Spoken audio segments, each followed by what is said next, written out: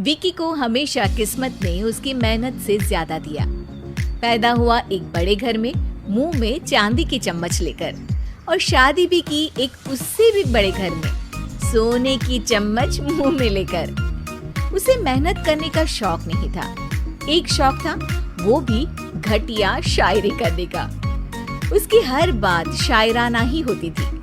जैसे कि एक दिन, दूर से देखा तो चांद पे दाग था, दूर से देखा तो चांद पे दाग था, पास से देखा साबुन का छाग था। ठोको ताली। अरे ऐसी शायरी करोगे तो ताली तो पता नहीं, कोई तुमको ही ठोक देगा। शायरी वो बिल्ली है जो किसी का भी रास्ता रोक दे, और क्या मैं किल हूँ जो कोई मुझे ठोक दे। मुझे तो आपसे बात ही नहीं करनी। मैं निकला था गाड़ी लेके, लेकिन दौड़ के जा रहा हूँ। मेरी शायरी कोई नहीं सुनता, मैं घर छोड़ के जा रहा हूँ।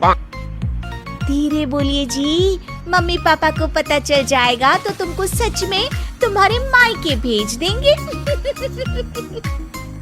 सस्ते साबुन से मेरी कॉलर चमकी नहीं, सच में चला जाऊंगा, मेरी बात कोई धमकी नहीं। अगर शायरी ही सुनानी है तो सुनाओ, लेकिन कोई काम धंधा भी तो करो। मेरे पिताजी के पास बहुत पैसा है, तो घर जमाई बन के खा रहे हो, और कल जा रहे हो ना अपने मायके, तो आज ही चले जाओ मेरी बला से। हमें तो अपनों ने लूटा, गैरों में कहाँ दम था हमें। अरे चुप हो जाओ, तुमको मिर्जा गालिब की कसम। अरे जाना है तो जाओ, लेकिन पहले मेरे मम्मी पापा से मिलकर जाओ, वरना वो क्या सोचेंगे। लेकिन विकी अकेले ही अपनी कार लेकर अपने मायके यानी कि अपने खुद के घर पहुंच जाता है। अरे बेटा, तू अचानक, बहू कैसी है? अरे माँ, बहू तो बिल्कुल बदल गई है, मुर्गी हाथ से निकल गई है। अरे क्या हुआ बेटा? उसकी आती नहीं है, मेरी जाती नहीं है, मैं करता हूँ शायरी, उसे भाती नहीं है। मेरे पास उसका फोन आया था बेटा, सही कह रही है वो, तुमको काम करना चाहिए तभी तो इज्जत मिलेगी।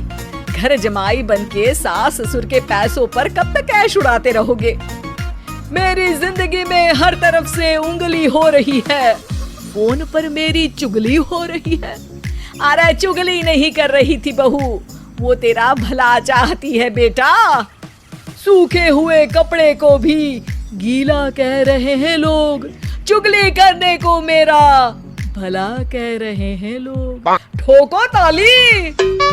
ये सुन के माँ अपने हाथ से अपना सर पीट लेती है। अरे माँ, ताली की जगह माथा क्यों ठोक रही हो?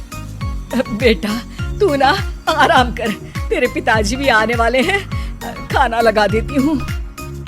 विकी अपने घर भी दिन भर टीवी देखता है, तरह तरह का खाना खाता है, दोपहर तक सोता है, चाय पीता है, वीडियो गेम खेलता है, बस काम करने नहीं जाता।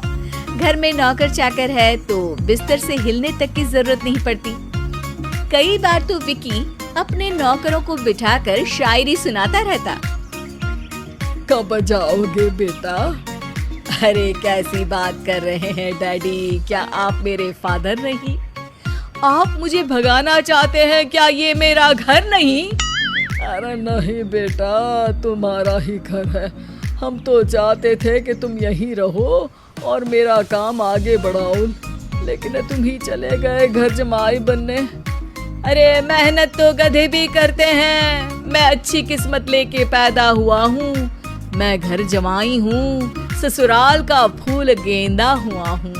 ठोको ताली। पिताजी और माँ सच में ताली बजा देते हैं। ऐसा पहली बार होता है जब विकी की शायरी पर किसी ने ताली बजाई हो।